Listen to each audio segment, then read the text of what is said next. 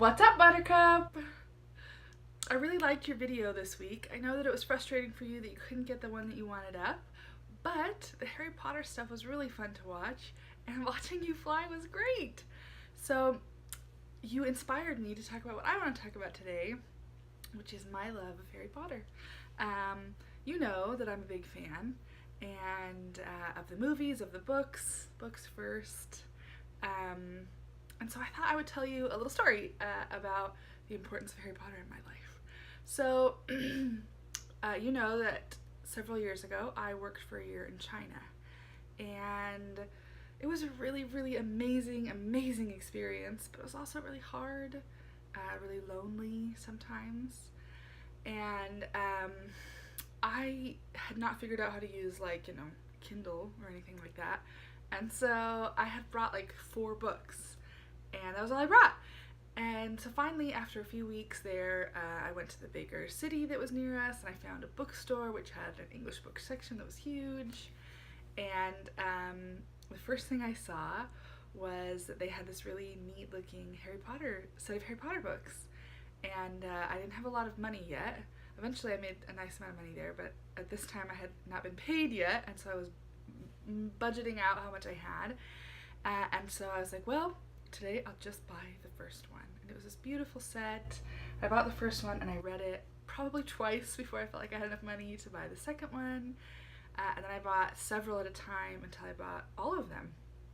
And over there it was, for me, having the books to read was like being with friends again and being home again.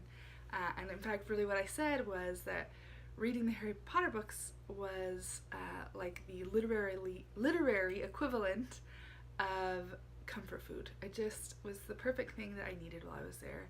There were lots of other things that made my time there better, but the Harry Potter books definitely added to that. So thank you for sharing that and reminding me of my little China story. Thought I'd show you my dinner today, all of my weight loss.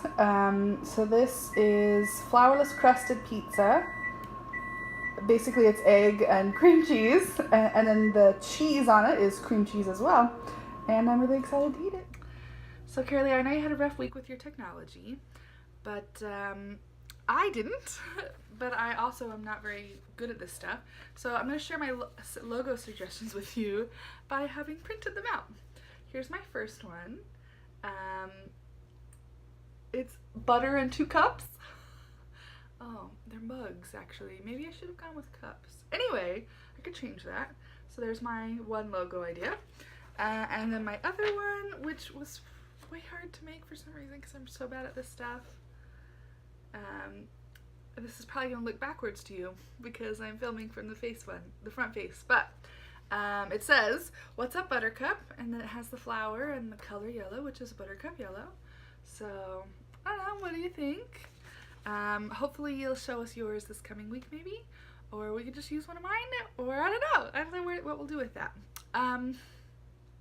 So those are my logo ideas, and my theme song idea is, okay, I'm gonna hum it for you because I had no idea how to like make anyway, I had no idea how to do this. So it's just a few notes, it's very simple. It is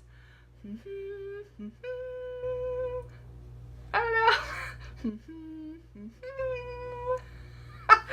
So there's my ideas. I finished the challenge, but you, my friend, did not.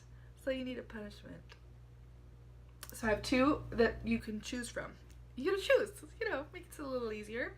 They're both to do with your video for next week. One is that for 1 whole minute of the video you must rhyme. And then the other one is also for 1 whole minute of the video you can only speak through a puppet that you've made. It could be a hand, hand puppet with a picture on here, or it could be a sock puppet, whatever, but you have to speak through a puppet or rhyme for 1 whole minute. Bye-bye, Buttercup.